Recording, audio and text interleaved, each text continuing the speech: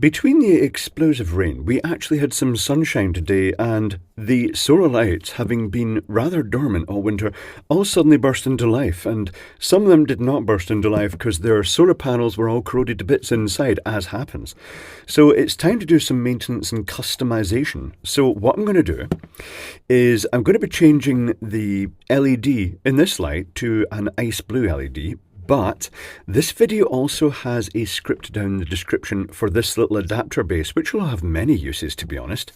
But its use as is so that you can screw this base, the couple of round head screws, onto a table.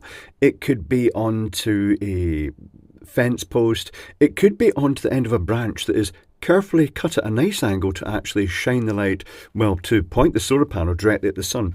And the idea is that you can screw this on and then you can sit your solar light into it and it's rock solid. It's not going to get blown away in the wind. It's a good mounting system. The other thing you can do, you've got these deadly spikes that go up the inside. You can actually stick the base of the spike down like that and use it as a base, so it's a screw down base onto the top of the fence post again. Okay, so I shall cover this in a moment. It's the first time in the script, the OpenScad script, that I've actually used the customizer function. You'll be glad to know because people keep asking about that. So let's open this light, and one of the best ways to do that, this one is not screwed shut, so I'm going to actually leave the cover on and wiggle it open like this. Now I can take the cover off and reveal that the LED is just skewed over at an angle. I don't know why they do that. Maybe it's to hold it in place. But when you skew it back up, you can then push the circuit board out. And it's one of these ones. It's optimised for our miserable UK weather. It's one of these ones that has the tiny little button cell. And this solar panel, if I hold this right up against my workbench light here, it puts out about 70 milliamps peak. That's really impressive for these.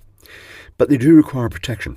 However, what we're going to do is we're going to leave the little switch off at the moment. He said, trying to switch it back off again. We will be bypassing the switch though, because the switch is always rust. And what we're going to do is we're going to note the negative of the LED is going towards the battery. So that will be the negative connection here. It should be marked on the circuit board.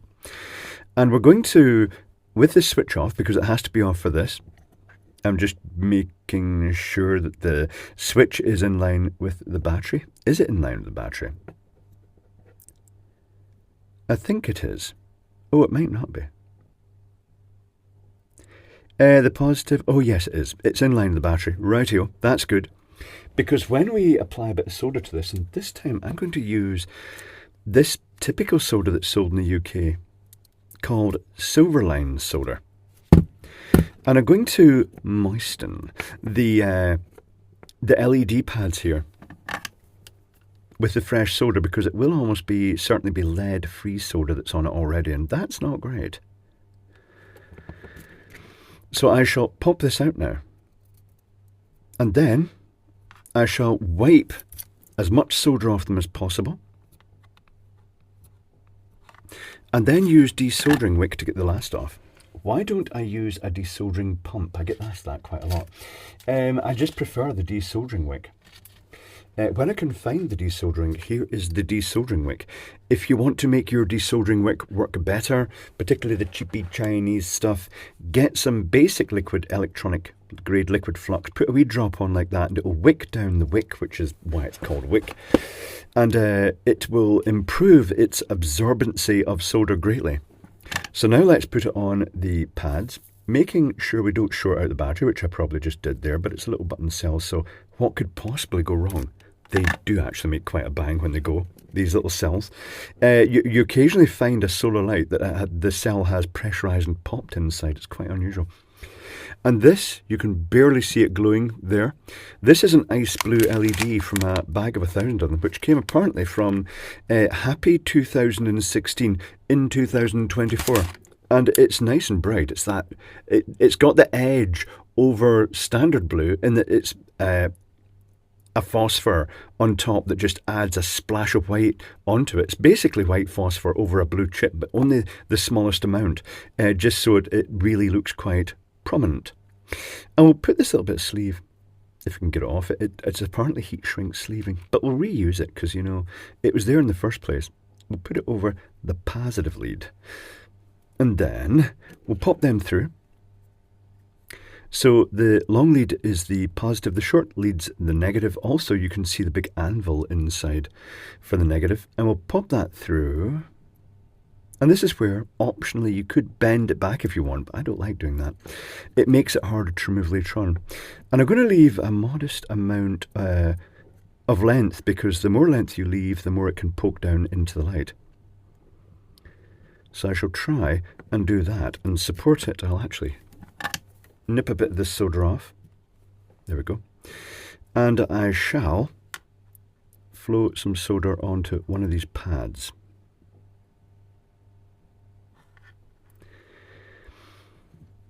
And then optionally, now the solder's on it, we could straighten it up now we've got our hands free. And maybe even adjust it down a little bit, because we can put a little bit of solder on again afterwards. So let that cool. Make sure it's pointing straight, that's fine. Then solder the other pad, like this. I got a few different solders from eBay just to try them out. That's quite aggressive flux. So let's reflow this one as well.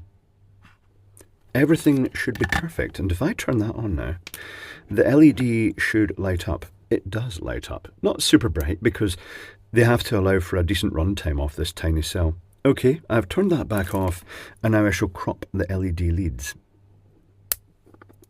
Now, one of the most problematic things in these, moisture gets in, and one of the most problematic things is the wee switch here. The switch will inevitably corrode inside, so when you're ready to use it, get your bit of solder and just bridge out the contacts on the switch so that it's now permanently on.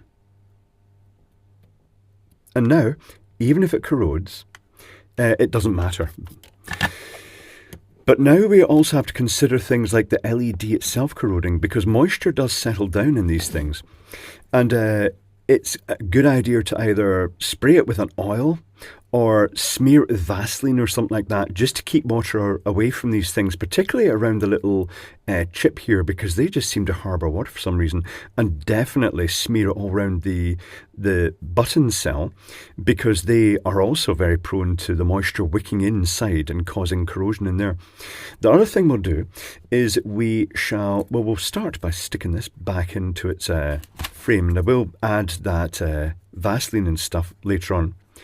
But we'll start by sticking this into the frame,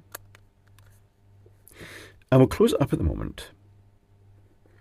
This just has pins that push in.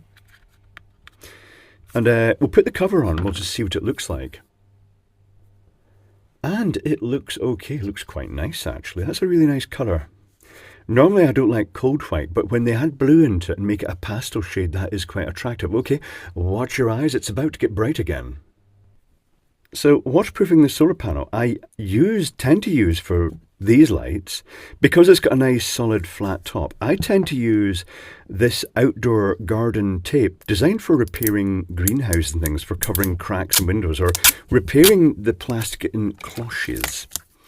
And I cut a bit off, like this, and I carefully lay it over the top, kind of starting from the middle of the solar panel, and then just doing it little circles to work the way out. I don't know. I mean, sometimes I wonder, does water get in from the inside? Because you know what water's like, it gets in from everywhere.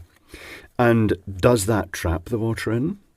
Either way, it's going to get in from the top, and with these solar panels, when it goes underneath the connections where the wires are soldered on, it tends to create a little island around them that goes high resistance, and the solar panel stops working. So now that is rubbed on, I'm going to take a sharp knife and just run it around this to trim it as neatly as possible. The other way you can do it is kind of cut square and then just peel it off, but this works for me, especially with a very sharp knife. And it just leaves a very, very tiny overlap, but it means the maximum amount of tape is left stuck to it. And this tape isn't indestructible. It will degrade over time, but you can put more over the top because it tends to go hard. Or you can try and get it off later on or whatever, but see how long it lasts. And then after that, it is down to the making that circuit board completely waterproof. You can use nail varnish on it. You can use spray-on lacquer. You can use Vaseline or spray-on oil, just whatever you want to see what gives you the best results. Right, okay, now we've done that. Let's talk about this.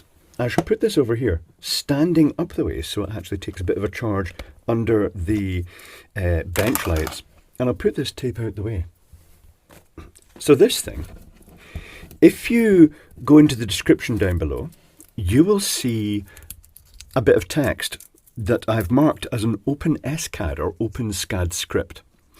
And it will let you make custom versions of these. And if you want to, you can modify the script directly by changing the variables in it, or I have enabled the customizer, and what that means is if you go up to and click the window button in the OpenScad, it will open up what's called a customizer at the side, and it gives you the variables that are important. The variables are the one for the diameter of the base here, and one of the best ways to find that, let me just go and grab my calipers.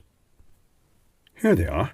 So one of the best ways to get the diameter of this is to zero the calipers closed, open them up, close them down on it, and then just rotate it gently and let it push it open to the maximum that it wants to push it. You'll find the pivot point that it is just the widest, and this is about 18 millimeters. There is a bit of leeway in this, but you can use decimal place if you want, 18.5 if you want. So you can choose the diameter of the base here. You can choose the depth of this. I mean, if you want, you could make it 2 inches or 50 millimeters tall if you want. And the other variable you can choose, it will scale everything up automatically, even put a little reinforcing fillet in here. But the other thing you can do is you can specify the diameter of these holes. As by default, they're 3.5 millimeter, but you can go, say, 4 millimeter for a bigger screw or smaller if you want. And once you've done that, well, if you play about with OpenScad, there's a couple of buttons, one with a sort of little double forward arrow, and that builds it, and then you can take a look round on the screen. There's one with a hourglass symbol that when you click it, it will be a bit slower, but it will do the final build of it in high resolution. And then if you click the button marked STL, it will let you save it as an STL file ready for your slicer and printer. This has many uses. The thickness is standard of the wall and the base, but they're optimized for this application. But this could find many uses for making a little base for putting things into, even a sort of rudimentary pen holder if you actually made it quite deep. But that is it. That light has been modified successfully and will now be installed in the garden after it's been fully waterproofed. So that is all that's involved. It's not that hard. It's quite easy just to modify. And you can get bulk LEDs or multicolour packs quite cheaply online. And certainly I've been using these to mount the lights in the garden, and they're very effective. They're very good indeed. And that's it. A nice little project.